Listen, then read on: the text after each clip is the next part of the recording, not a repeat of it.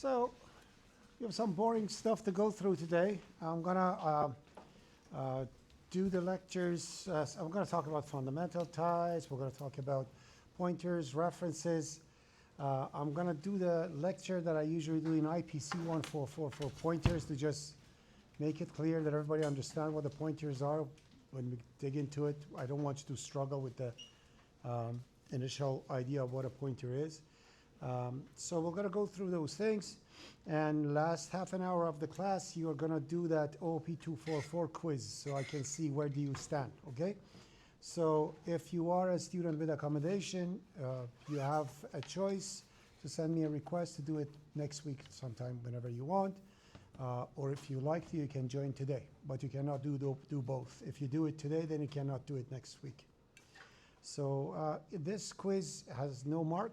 There's nothing tied to it. The only reason I'm doing it, I just want to look at your handwriting and see where do you stand in OOP345 and give you some advice. Tell you you have to study this and that. Okay? So the other class I started from fundamental types and stuff. Here I think I'm going to start with pointers. Just go through pointers. I have a standard lecture that I give to IPC 144 when we get to pointers to kind of make them understand exactly what a pointer is. And I'm going to do that with you today. So while I'm doing that, do these things so your computer is ready. When I tell you start doing your quiz, your computer is ready. Also, you have an announcement, so you have till Wednesday to decide if you want to stay in this my subject or not, which means you have to sign the agreement, okay? So please go through these things, and I gave you something that you can attempt it 3 times. So whenever you have around 40 minutes and an hour extra time, not extra time, time that you can actually do that, open that agreement, it's better to do it on a local computer at school so you can actually see, you can actually test it and make sure everything works. With running Notepad++ on the local computers, if that blue thingy comes up, it keeps turning and it doesn't go away, don't worry. Your Notepad is installed. Just minimize everything. It's on the desktop. You can actually open it up. So, yeah. So these 4 steps, please. No, actually, these 2 steps I want you to do. The rest, we'll do it when we are doing the test, okay? All right. Okay. Oh, and if you have joined later in the, like not from the beginning, and you are not in the Teams, you got to send me a private message on MS Teams. Tell me, hey, Farhad, I registered late for your class. I'm not in your team, and set it up. I'm going to send that thing as an announcement too. Yeah.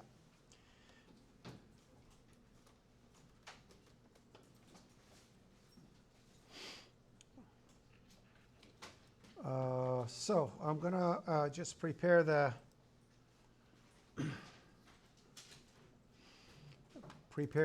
Visual Studio as usual.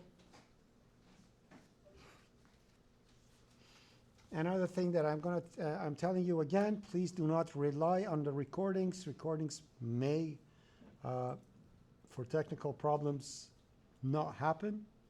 And attend all the classes, either online or in person, but attend the classes. So I'm going to create a project as usual. Empty project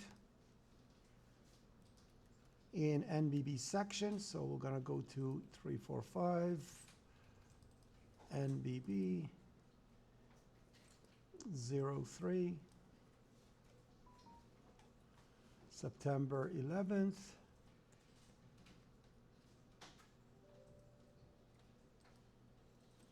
Create.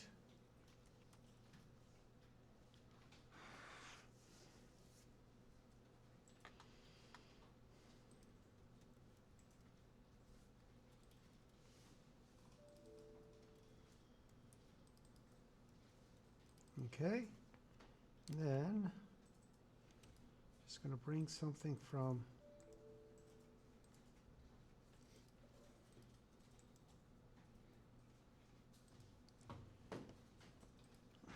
the other class here. So we are NBB September 11th.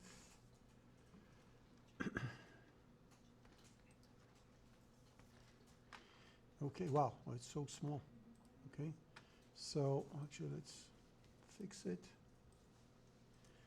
Then after creating the solution, immediately make sure you set the properties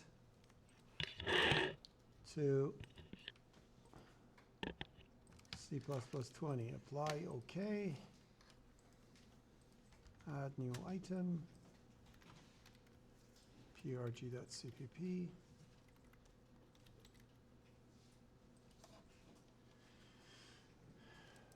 Okay.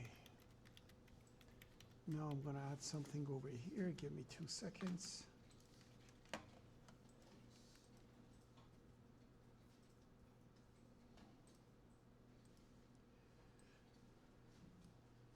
So include IO stream, namespace,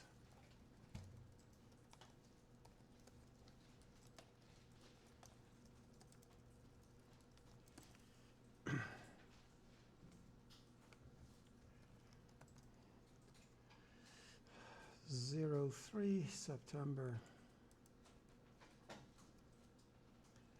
OOP345 NBB.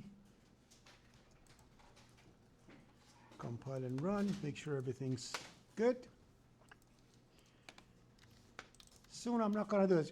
I do this the first 2-3 times just to remind you of the things that you have to set, and then I'm going to come with something prepared that I can actually start from scratch. I just load the project. So everything's ready to go. Now I will do the thing I wanted to do in here. So I'm going to say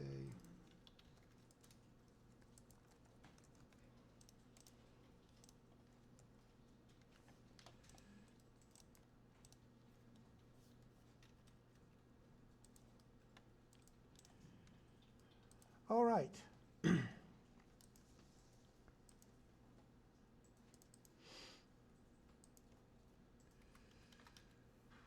Just a second. Where is it?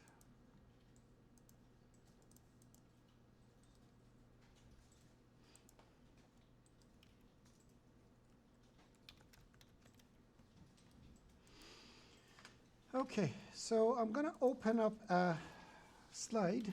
That's extremely unlike me to actually bring slides to class, but for this, we need to do so. And here we go.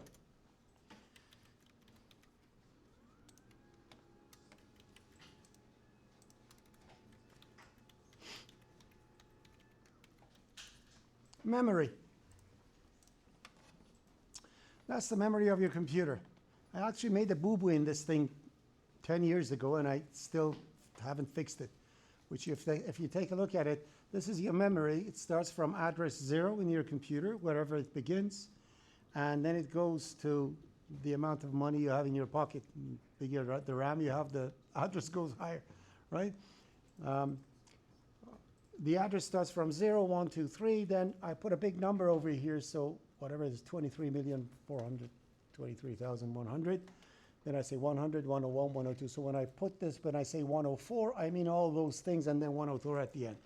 So these are the addresses of the thing. So essentially, the address of a byte in memory is, I hate it when I see people are looking at their cell phones smiling when I'm teaching. That's not only disrespectful, it breaks my heart. Okay? I'm going to bring back the rule that I have from IPC 144.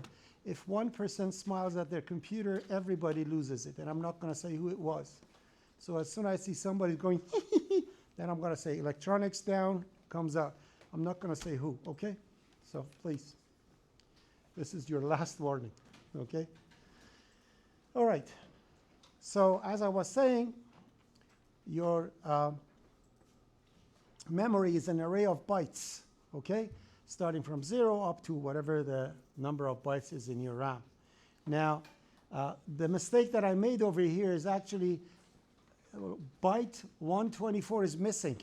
So I need to have one extra thing in here because it goes 124 and then comes 125. So ignore that. Let's say it's continuous and I didn't make that boo-boo, okay? We're good down to this point? All right. Now, the gentleman over here has the microphone, so you're going to answer the first questions. What is a byte in C++ or C? How do you create a byte? Pass.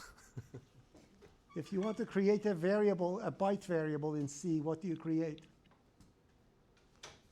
1 byte. Integer? No, pass. That's 4 bytes. Pass. Character? Character, thank you very much. Character. 1 character is 1 byte. So character is not a character. You need to remember that from IPC 144. A character is actually a small integer from minus 128 to positive 127. Or if you make it unsigned, it's from 0 to 255. Okay? So please put your 345 hat on and be a little analytic when you're listening to what I'm saying. Okay? So a character. So essentially, this is an array of characters. Your computer memory is an array of characters. Why they call it the character? Because it just fit the ASCII code of the thing. That's why they call it the character. Otherwise, it's just a byte. We good? All right. Are we okay? All right. So we want to look at and see how this memory thingy works. So when you're actually writing a program, you create integer variable. And I apologize, this is in C. So you're going to see some C code coming in, printf and stuff. I didn't change that. Just go back to that era. So integer var. So when I say integer var, essentially what compiler does, or system does, let's put system, it actually allocates enough memory to represent an integer. And that's what essentially types are in C++. Types, a fundamental type, as we said, is how the compiler can treat a bit pattern. So it knows that it's like, in this case, this is a 32-bit machine, let's assume.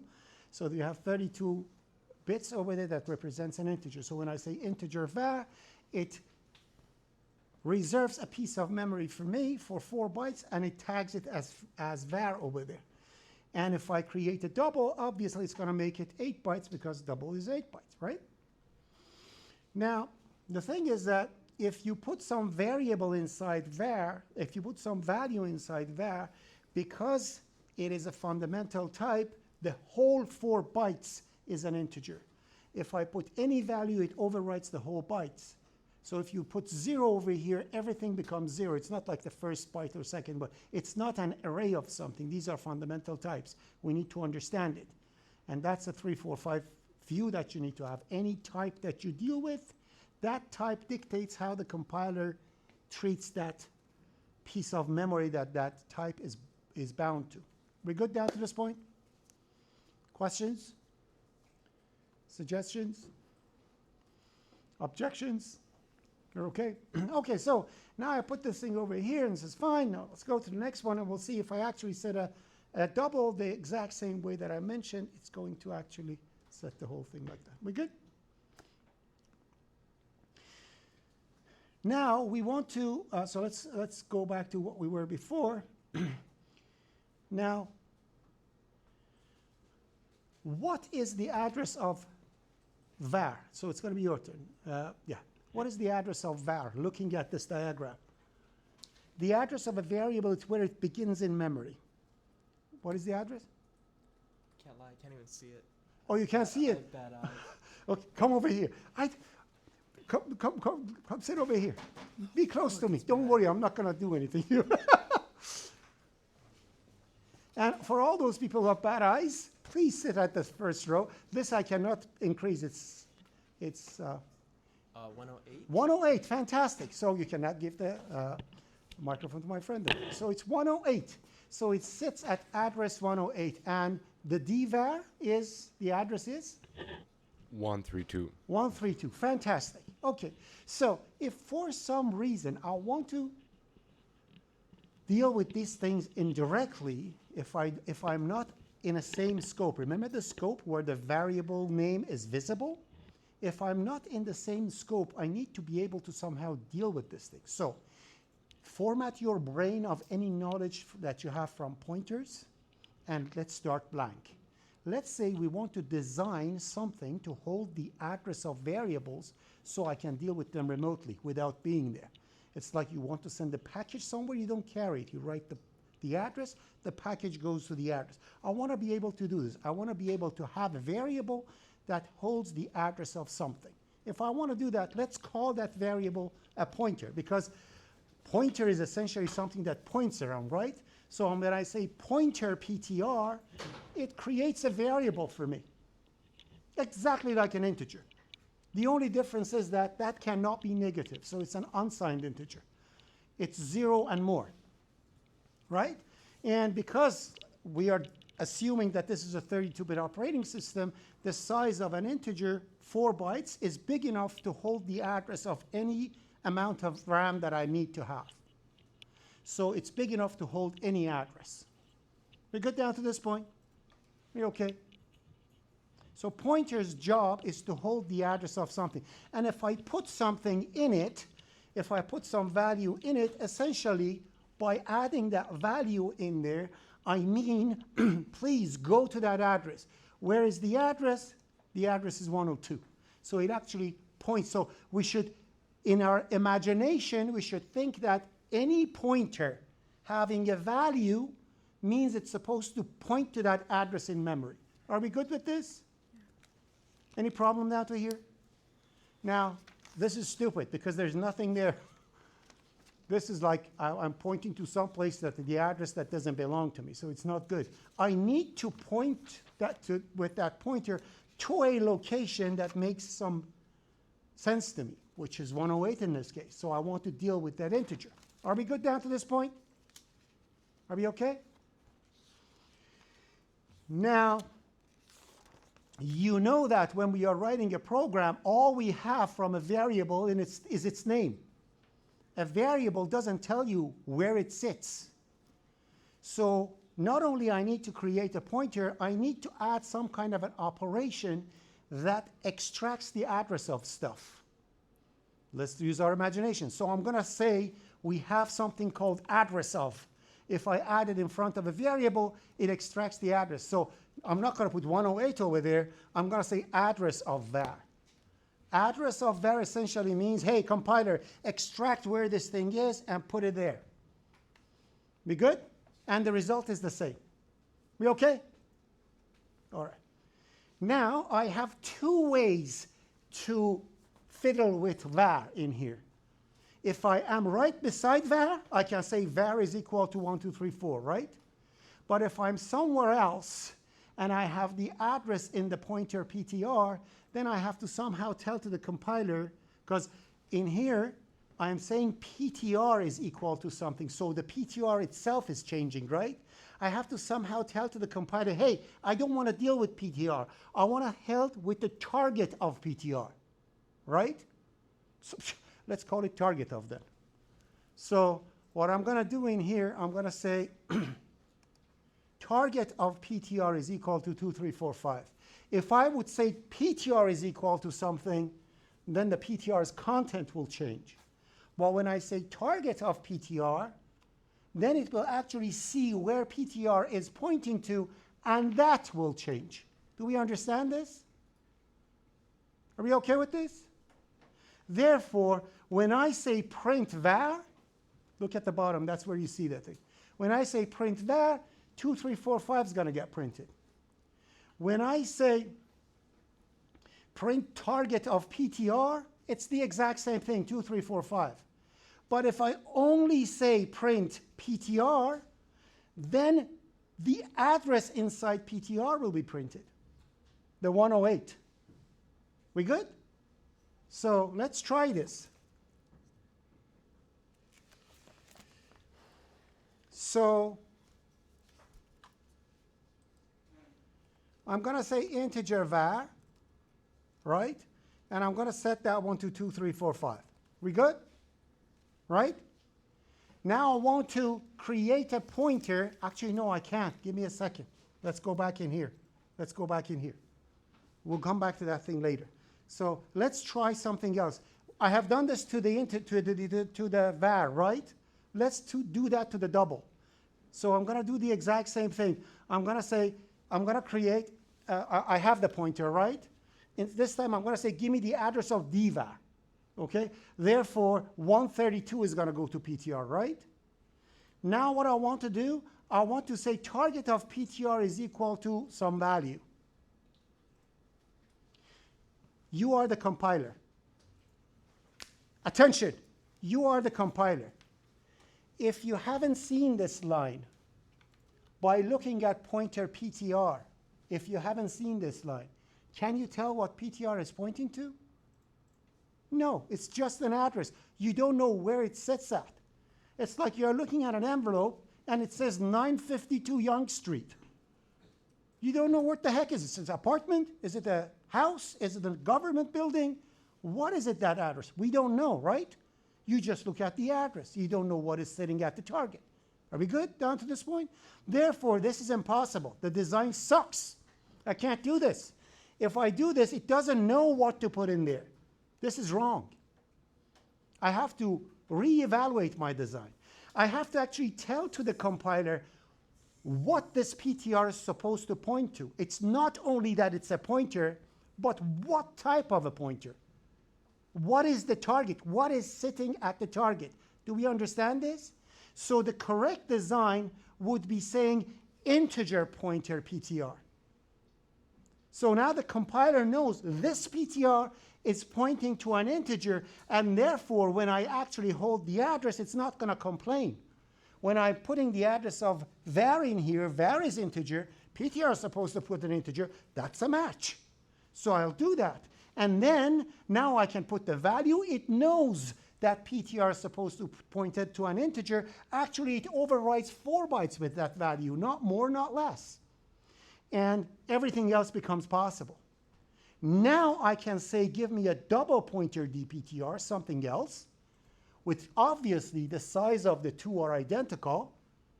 It doesn't matter what sits at a target. The address is always the same thing, right? It doesn't matter what sits at the end. The space you put on the envelope for the address is everything. It's the same for all. So now I can actually say dptr is the address of dvar. Now it's a match. I have a double, good. I put it over there. Now when I actually say the target is that, it can actually set it, and I can put all the good stuff over there and show exactly what I have. We good? Are we okay? Questions down to this point? Suggestions? Yes. So based on this, Wait.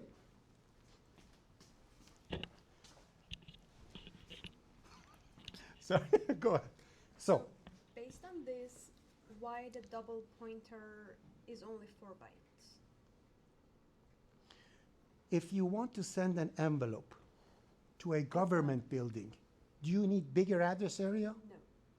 Hence, the size is the same. Because dvar is a double. It doesn't matter how big it is, the address of the beginning is the same as anything else. So the name, like the type of the variable, we just want to match to the variable we want to point to this. So you are telling to the compiler, this is an address, but an address that points to a double. The address is an address, so the size of the address is the same. It's the target that is different. Am I making sense? Yeah. So if it's string, we change it to a string, but The address is the it's same. like 4 bytes.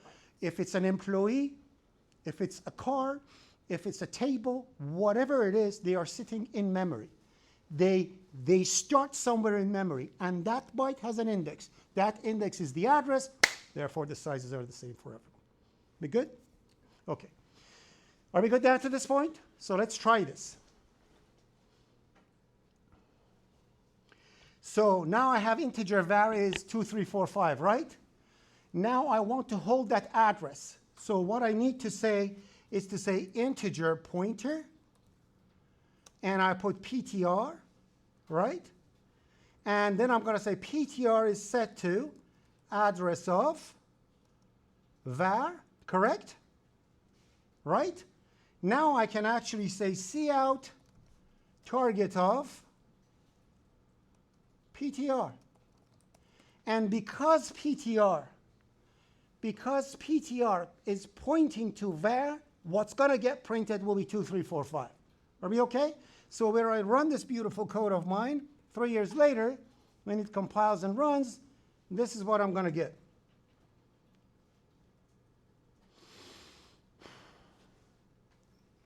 Two, three, four, five. Are we okay with this? But if I don't do that,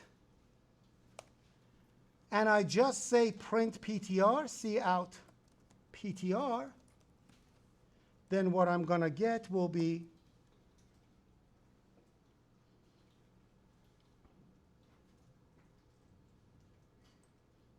let's put that right so we can actually see.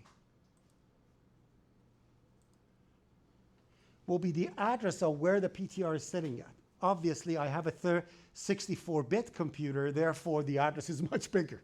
It's not 4 bytes, it's actually 8 bytes. Okay? And if you want to actually see what really that variable is, it's going to be cout. I think I should go reinterpret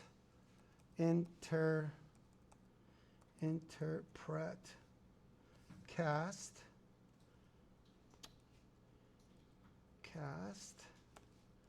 into unsigned long, holy schmoly,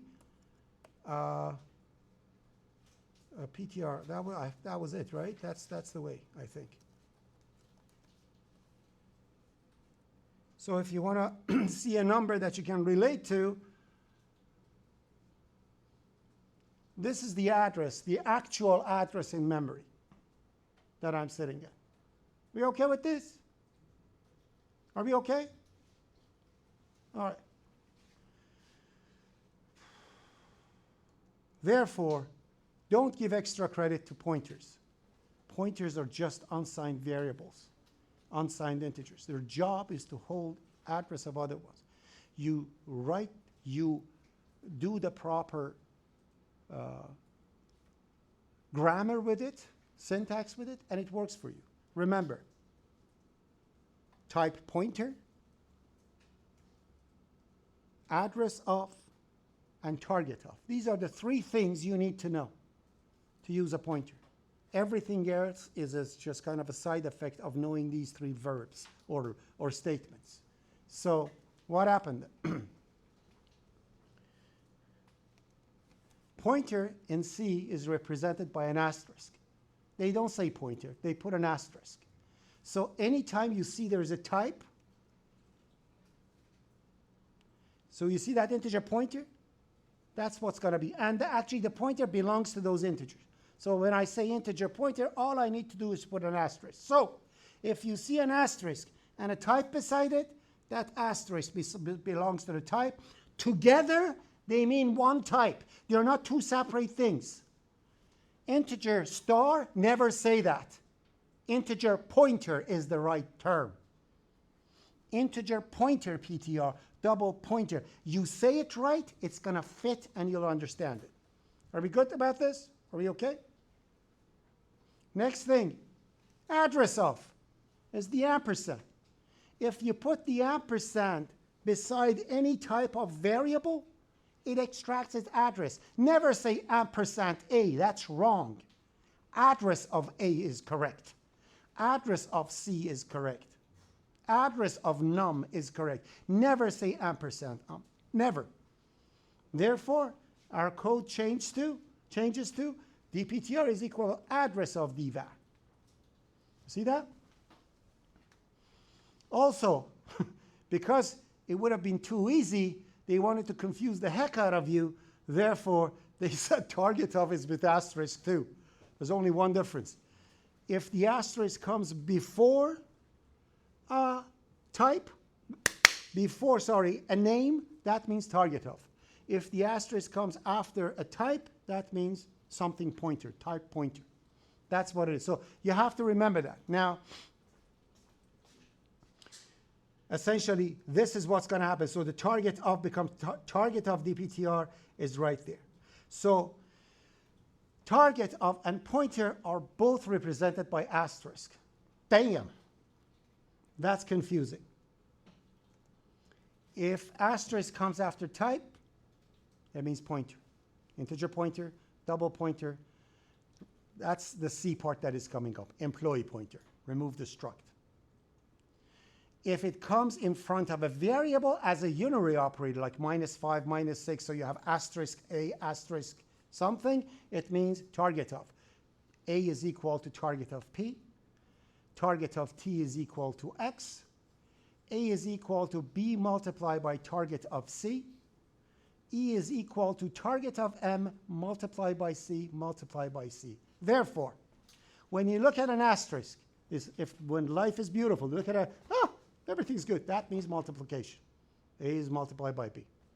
Whenever you go, what the heck? That means it's target of. Okay, so if you have it, and if it comes after a type, it's pointer. I know, it's IPC version of it. Everybody's going, we knew that. I know you know it, but we'll see. Okay, so that's that.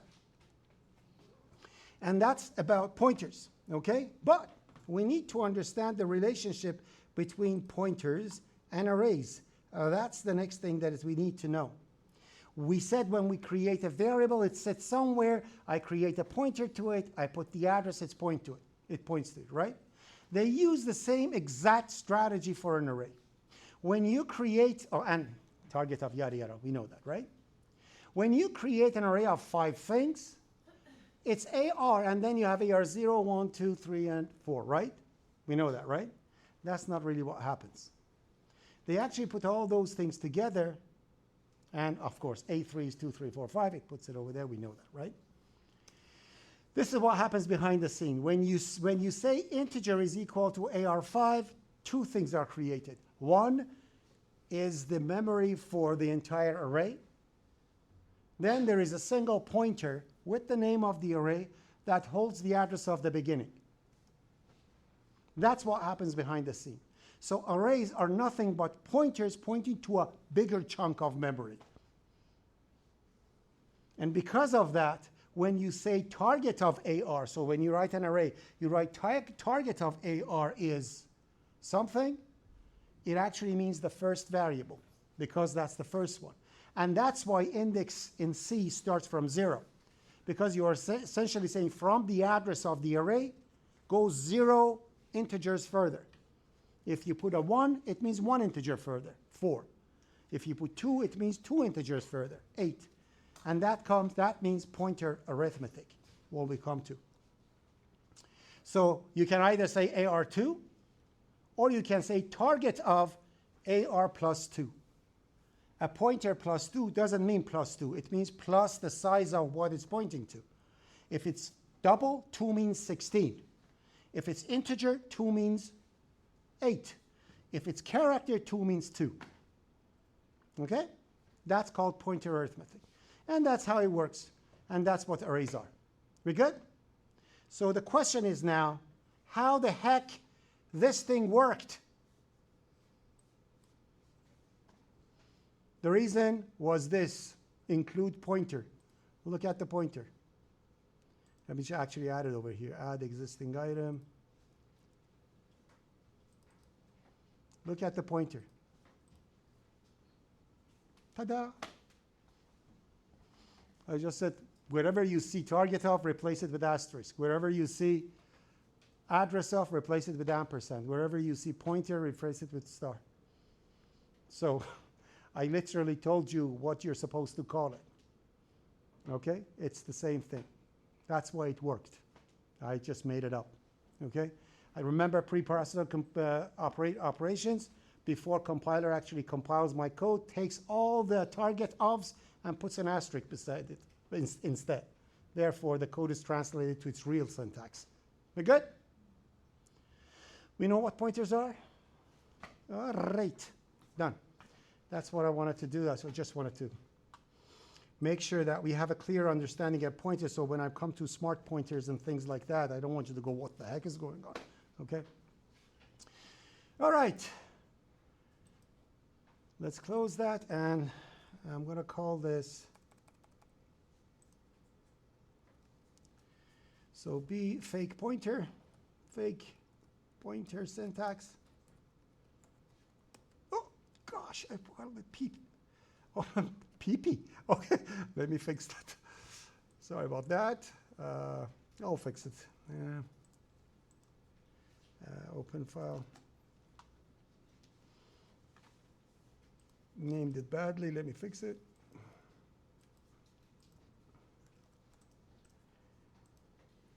Is it extremely warm in here? I'm just too excited. Is it warm?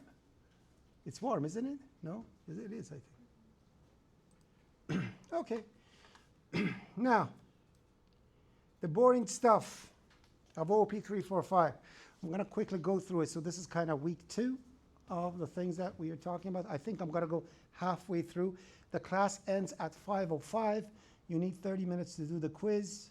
So that means 4:35, which means 4:30 we have to stop. Oh, I have only 30 minutes. Okay, it's not going to take more than that. It's pretty simple stuff. Questions down to this point? Suggestions? Objections? All right.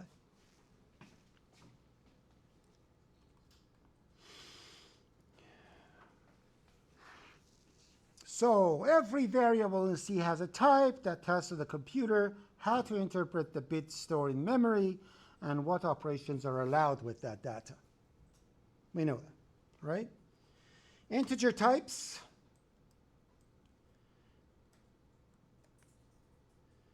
Integer types are,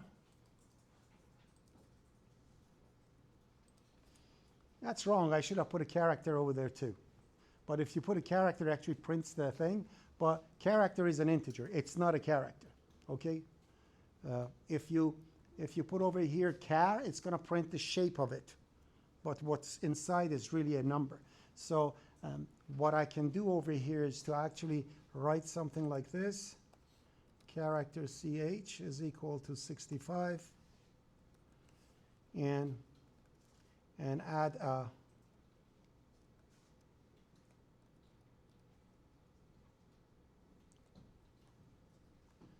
okay, so that's character, and that's ch. All right, so if I run this program, we'll see that what's going to come up is this. Right, 65 is the ASCII code of A, right? So characters are nothing but integers, but when you are sending them to an object or a function that is designed to print, when you go say character, they literally assume that you're saying, oh, you want me to print the shape of 65. Okay, that's why I can say ch++ and it becomes B, because ASCII code increased by 1, right? Okay, so what are these things? L at the end, it means it's a literal L. If you don't put L over there, it's going to be by default of the system, whatever it is. So when you want to set a long, put an L at the end to make sure that the literal value that you have is actually a long. Or if you have a long, put 2 L's over here. Okay? So that's essentially all the integers. You're okay? Yes? Double L's? Okay, so when you write a number, that number is an integer? No. What do you know? Maybe it's a long. So because the system doesn't know really what your intentions are, writing these postfixes, it tells to the compiler, what do you want?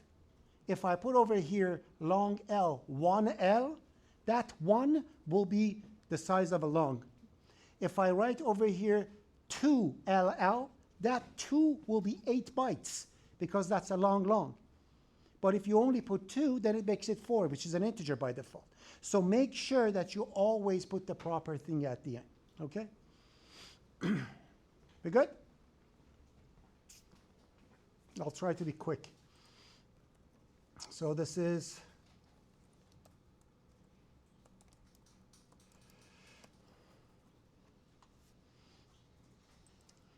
next.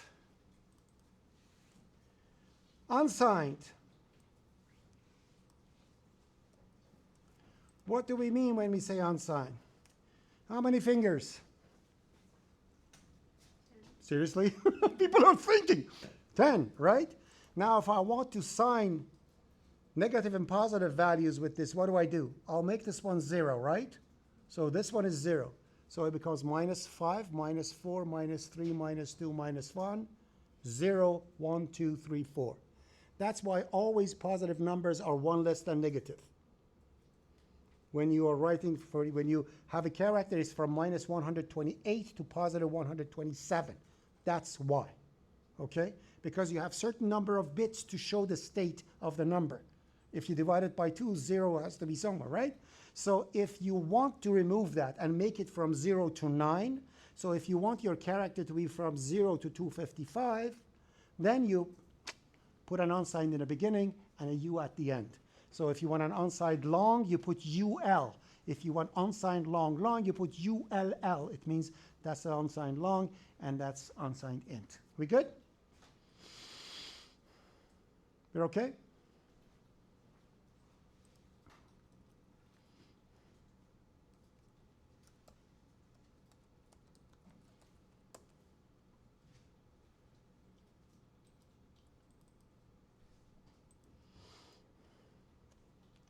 Floating point numbers. Strange things they are. Floating point numbers. Strange things they are. For a float, you can have only 7 digits. It doesn't matter where the decimal point is. Anything more than 7 digits, it can't handle it. It's going to make it, you're going to have some garbage coming up. I cannot have 31 point yada yada and I add one more. If it's more than, it's 1, 2, 3, 4, 5, 6, this is good. I could have added another one. I could add a 2 over here to make it more precise. But if I add a 6 after that, then it's going to go garbage. Because the precision of float, significant numbers that it has, which means no leading zeros. So let's put it this way. How do I mention that? How do I put it? So long double is that. That's fine.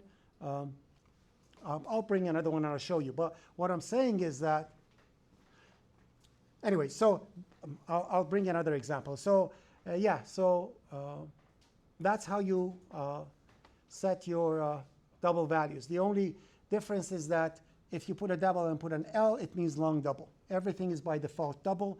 When you put a regular one, you put an F, it becomes float. We good? Okay, that's the, so let's just put floats over here.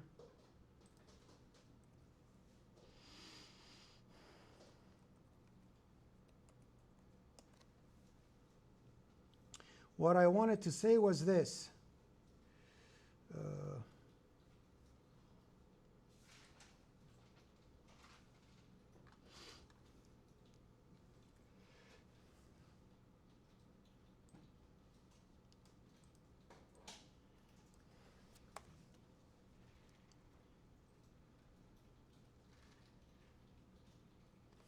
This is okay. But if I do this, I'm going to actually put it as a comment just to explain exactly what I mean. So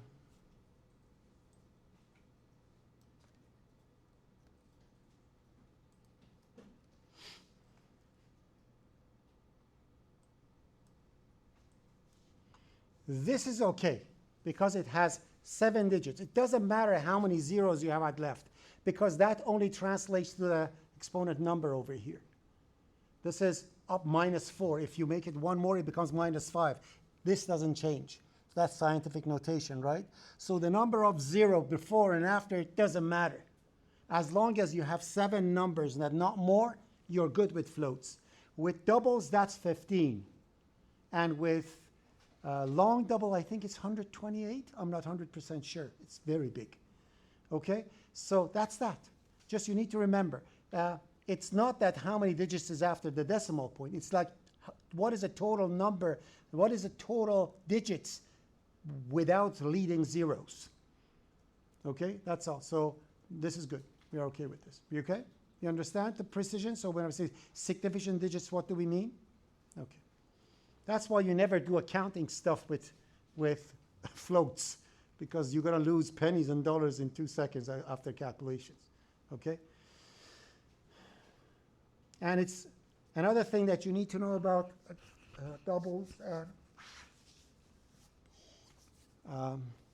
is that they are never precise, which means if you have a long double and you put 2 in it, and you have another long double with 2 in it, so you follow the logic, 100% you're sure that the value of both is 2.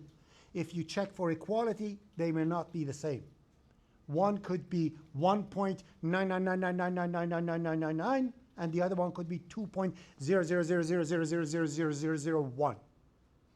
So they look like the same when they are printing, but the bit pattern is different. So you can never check real numbers for equality. If you want to check them for equality, you have to reduce one by other, then see if the absolute value of the difference is less than your precision. Did I talk in some foreign Martian language? Or everybody? So you reduce one by another, you see what's the difference. If that difference is smaller than the precision that you want, it means you're good. Okay? It means they are close enough to be considered equal. You can never check for real equality like you do for 2 integers. Remember that.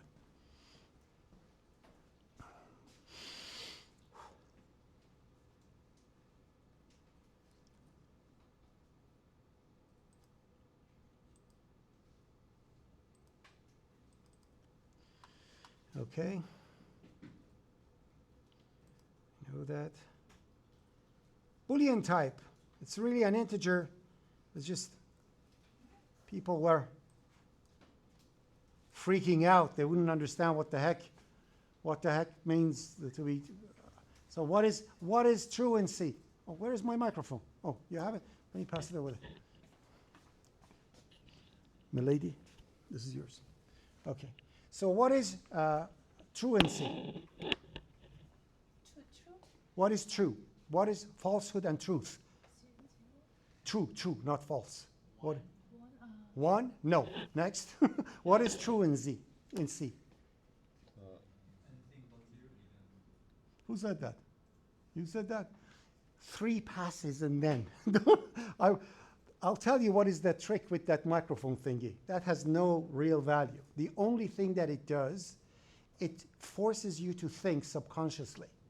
So when one person tries to answer, and 90% of the time they know the answer, but when you are on the spot, you cannot answer. That's the reason. But that forces everybody else to scream the answer in their brains. And that's thinking about what we are asking. That serves the purpose of making you think about what I'm asking. So please, when 3 times you see is passed, then tell me. Anything but 0 is true in C if a condition is checked. So when I say C, it means C and C++, by the way. You know that, right?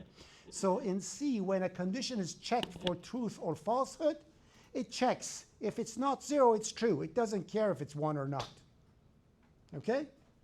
And if it's 0, it's false. So what the heck is a Boolean? The Boolean is a cast. Essentially, that's what it does. If you put any non-zero value in it, it becomes 1. That's all. But it doesn't mean that if you put 3.72, that's not true. That is true. 0.0001 is true. Remember that, okay? So true Boolean values, they accept true or false, but it's not, that doesn't mean that true is only 1, okay? So when a condition is put into a Boolean test tube or Boolean value, it gets converted to 0 or 1. If you say 1 greater than 32, this expression converts to 0 or 1. If you put, say, 3.2 is greater than 3, this condition is translated into 1, which is Boolean. But if you say if 3.56, that is still 1 for it. Okay, so we know what Booleans are. So it's to say again, it prints 1 or 0. So I can do this too. I can say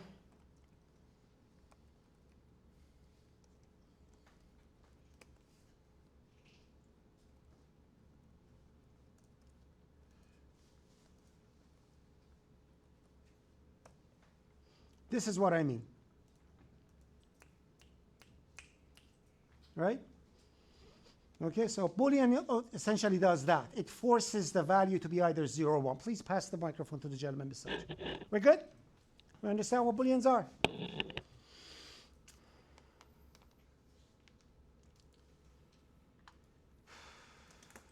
Character type, we already talked about it. You know what they are.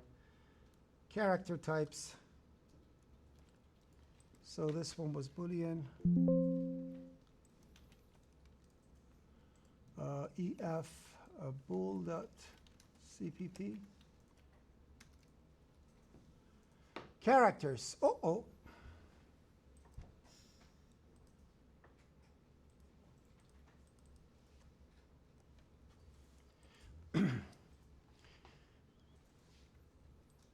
They are integers. They are not characters.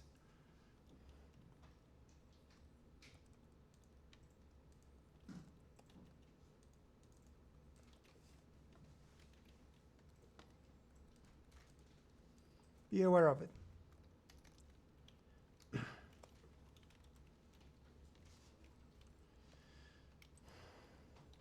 So we know that, right? So it's going to be A and Z, and the other one's going to be Y and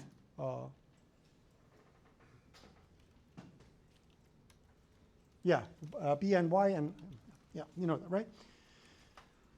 What does it mean, overflow? Do you remember what overflowing means? When we say overflow, what does it mean? Something is overflowing. When you place too much information to the memory and it starts overloading. No, no, you're close enough, but not that. What do you think, my lady? Over a limit. 3 passes, then you talk. Okay? What is over a limit? What is the limit? I wouldn't say limit, but maybe like you assign it a certain amount of memory, and if that value or whatever's in it exceeds it. Okay. Let me explain. So the values inside all variables go in a circular way, which means for assigned value, okay, this is where the 0 is. Then it continues and comes over here, and that's the limit. So this is the maximum it can take, right? This is maximum positive value. Or you can make it small, and comes over here. And that's a negative value. So for character, it's 127 and minus 128. But if you pass any of this, it goes to the other side. So if I add 1 to a character that has 127 in it, it becomes minus 128. If it's minus 128 and I reduce it by 1, it becomes positive 127. It's circular. And if it's an unsigned integer or unsigned value, whatever it is, when it exceeds the size, this is what's going to happen. So essentially, this is 0. And it comes up over here. And that's the maximum positive value. And this is 0. Sorry for my lack of artistic values. It's difficult to write with it. So if it's 0, it comes to 255. You add 1 to it, it becomes 0. That's overflow. Got it? When you pass the limit of your variable based on your type. Be good? All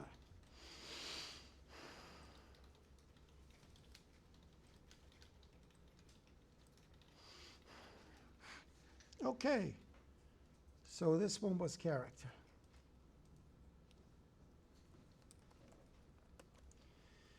I'm not going to rush through it. Oh, this is an important one. Void means no value. Void means no value. Essentially means no, literally, it's not a type. You cannot return a void value. Void means no value. We understand that? It means you cannot do a return after. It's void. It doesn't return anything. You cannot create a void variable. That's funny. Because you're saying no value. How can you have a void variable? So that's why we don't have a void variable. We only have void return types. Do we understand that? Okay.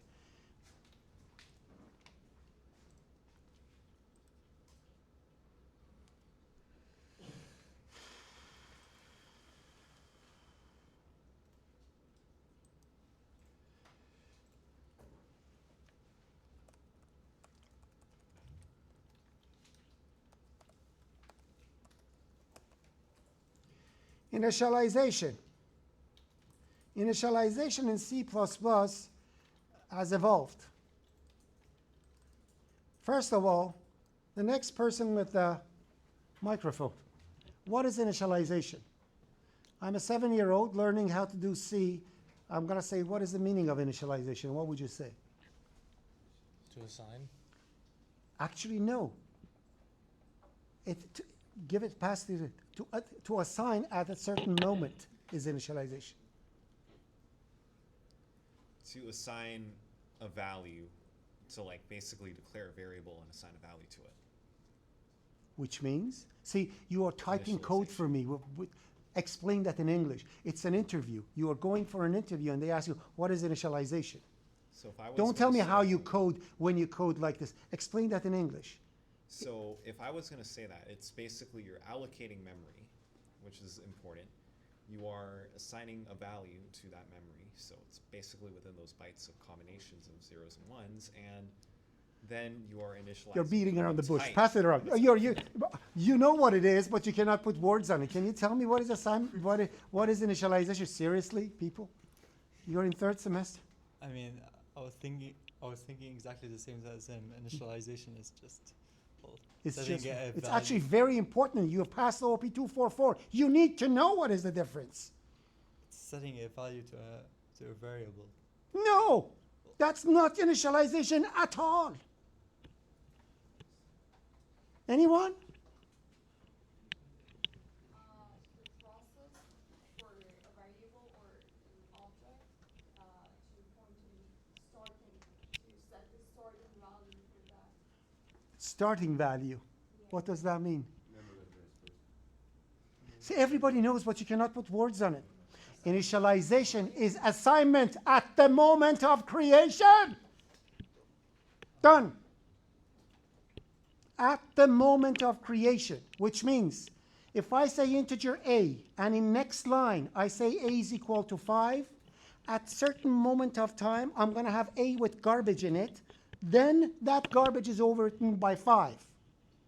But if I say integer a is equal to 5, then a will get created with 5 in it. At no moment of time it will have garbage in it.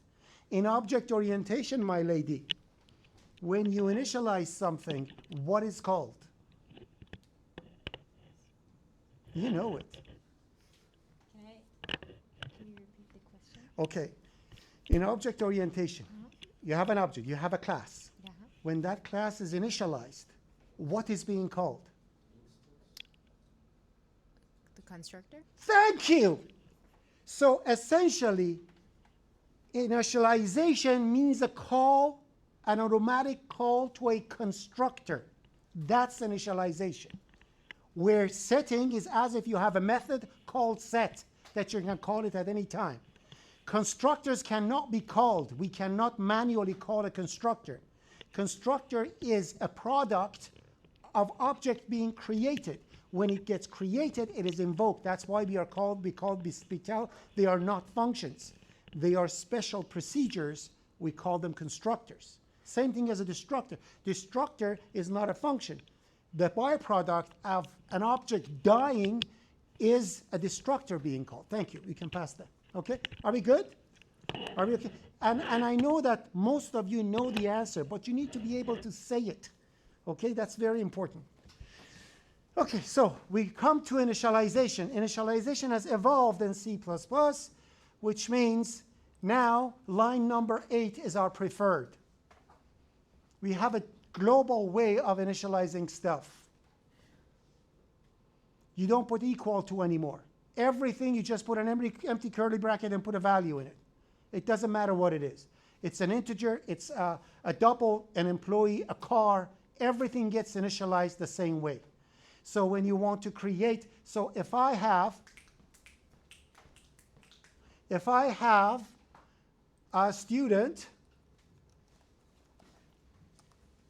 and that student of mine has, well, I don't care what's in here.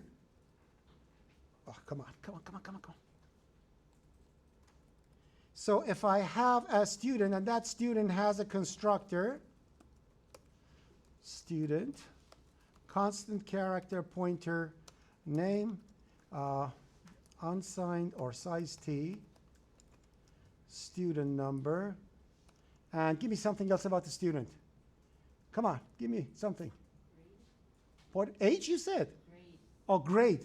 Student has to have a grade. GPA. Okay. Float. GPA. Okay. If I have a student like this, you initialize a student as follows. Student S. You put curly bracket over here. Then you put over here Jack. 1, 2, 3, 4, 5, 6, 7, whatever, and 3.5. That's how you initialize a student. Don't put parentheses anymore. Everything is with curly brackets. And that makes your life very easy in future. You'll see that. It's type safe. And the most important thing, if you don't put anything in it, it automatically means the default one. So if you want to set an integer to 0, this is what you do. This is, if I say integer I, that means 0. If I say integer pointer P, that means null pointer. If I say student X like that, that's going to give me an error because it doesn't have a default constructor. Okay? Unless I do this.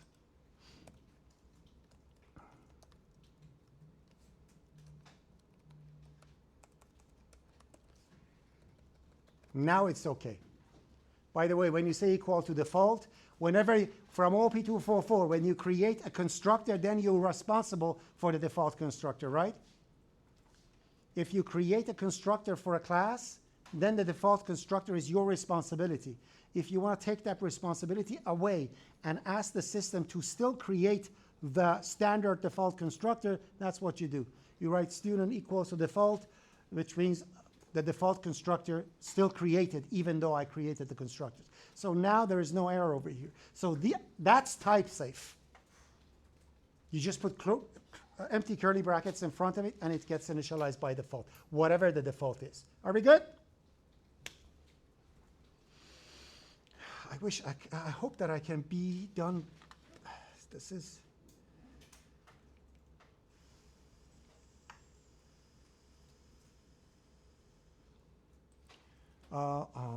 So this is initialization, hi initialization.cpp.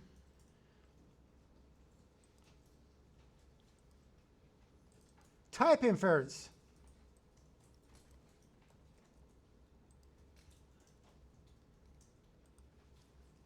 Auto.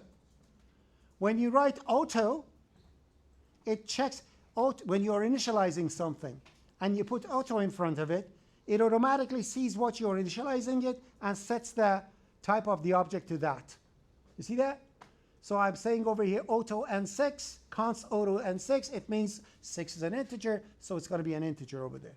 When I say for auto 1 is equal to 0, yada, yada, that becomes an integer because that. If I put an L over here, then that becomes a long integer. Okay? You look like a question mark. When you initialize something, you are providing an initial value for an object. When you put auto, it means look at that initial value. Whatever that type is, create a variable with same type. It used to be absolutely no use for it.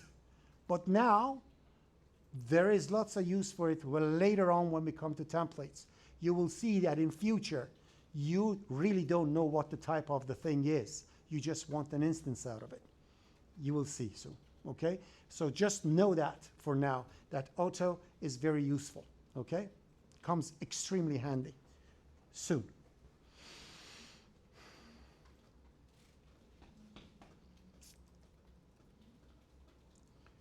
ijauto.cpp. Come on, finish it.